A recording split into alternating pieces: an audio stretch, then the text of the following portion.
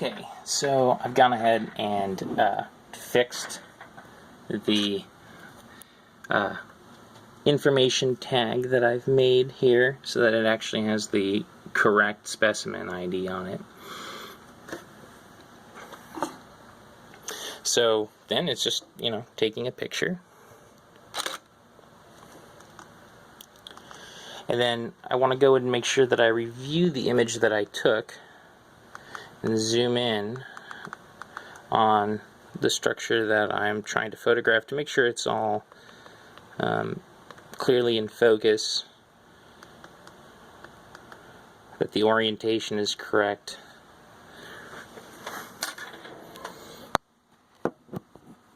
And then, just like I had mentioned before, sort of like a mug shot, I just took the first picture of the pelvis here.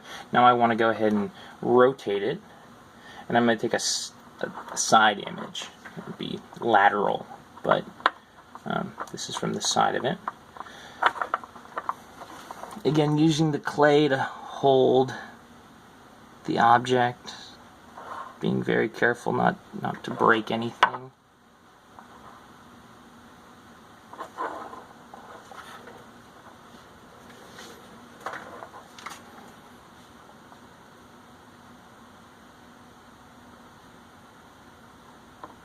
And once I have it lined up just the way that I want, I'll put that object and the new orientation back underneath the camera.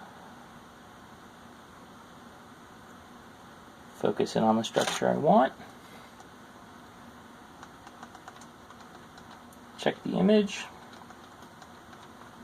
Looks good.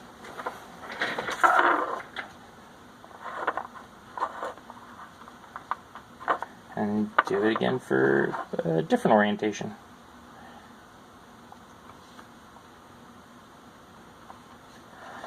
Then the thing to keep in mind is that of all the specimens that I'm photographing, I'm doing the same procedure for. So I'll end up with, hundreds of individuals who've all been photographed the same way.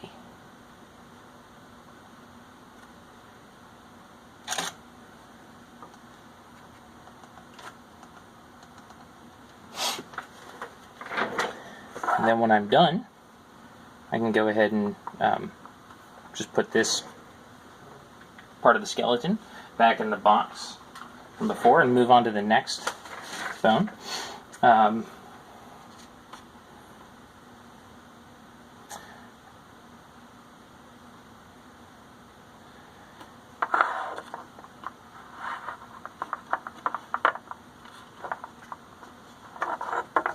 The other thing that's important is,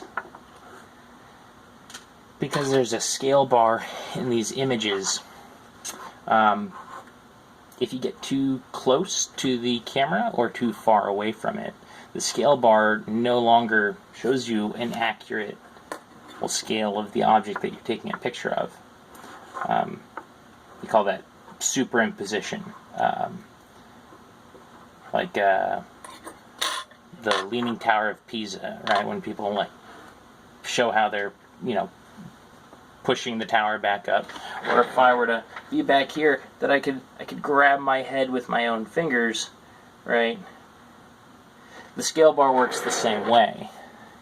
You want to make sure that the object that I'm photographing is pretty close to being next to that scale, that I'm focusing in on the object, and that it's in, I would call this a plane, this flat area, that I'm focusing in on the area that's in the same plane as that scale bar. It can be a little bit off, and nothing's going to be perfect, but again, I want to try to get that as close as possible. That's also why the clay mound is important, because it allows me to sort of shape that up to a different height if I have a shallow object, or push it down if I have a deeper object.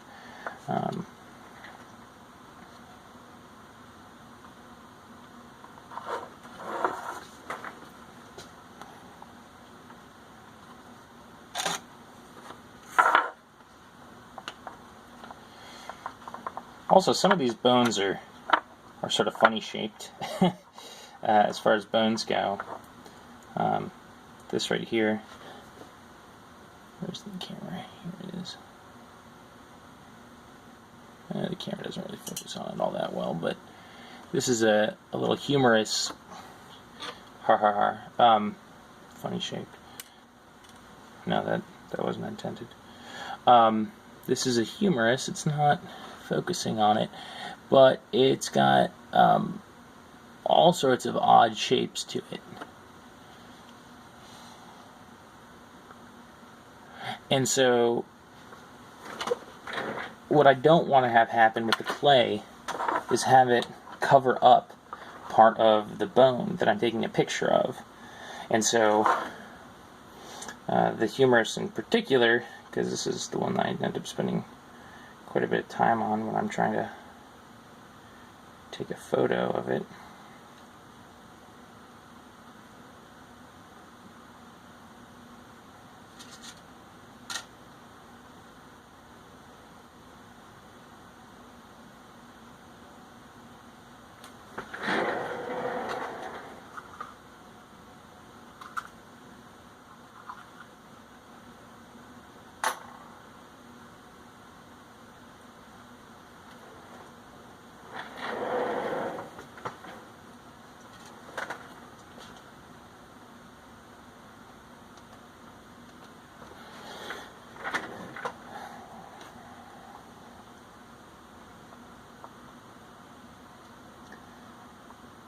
That one was damaged. I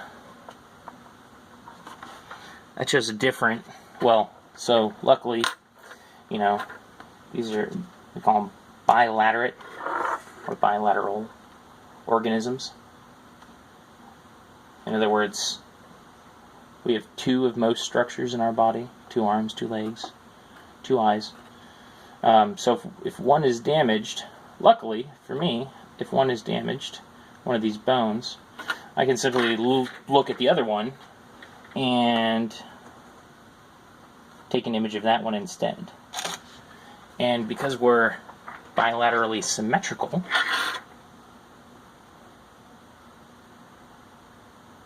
the bone on the right and the left side of a body will be essentially the same, even if it's got some damage like this scapula does.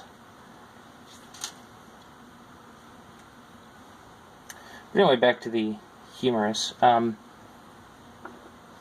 It's got all these funny aspects to it. And so, again, using my silly goggles,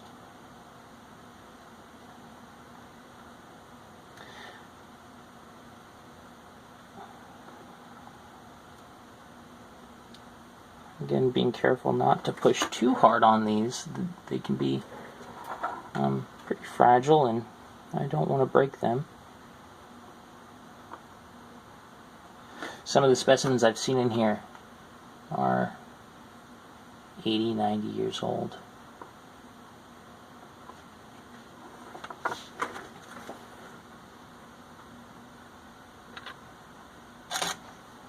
I mean, the mouse itself may only have been 2 years old, but, you know. The idea is that they're sort of immortal once they become a part of a natural history collection.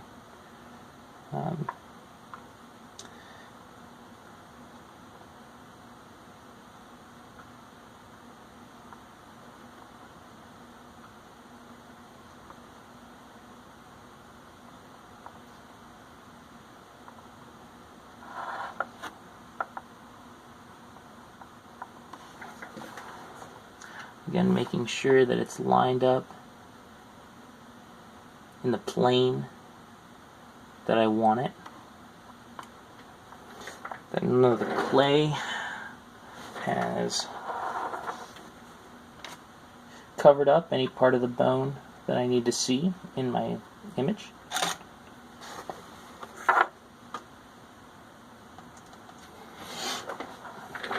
And I just sort of work my way down the arm. So this was the humerus, so that's the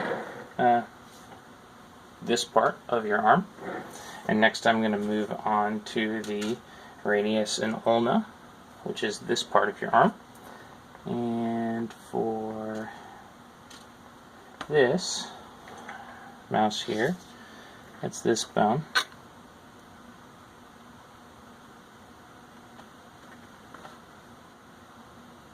I'll bring it down here. So the radius and ulna. And you can see that it's got a distinctive notch in it, right at the beginning here. It's got a little notch there.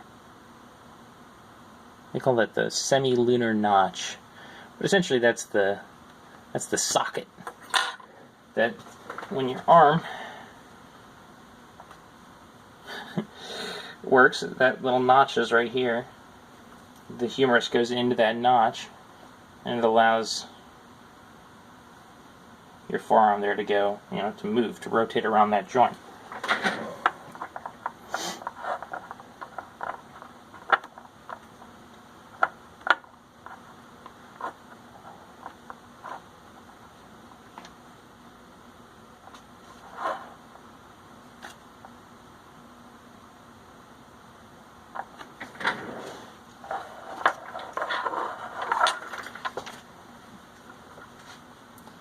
Again, once I've got it in the plane that I want,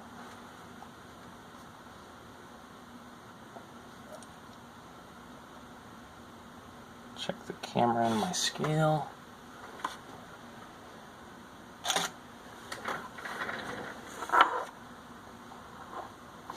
And then turn it to the next orientation.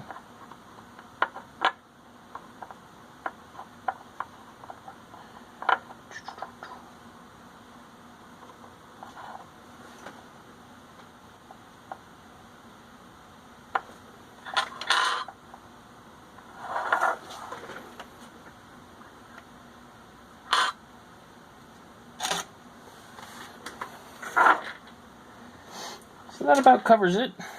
So I'll just keep working my way through the different parts of the body of these mice.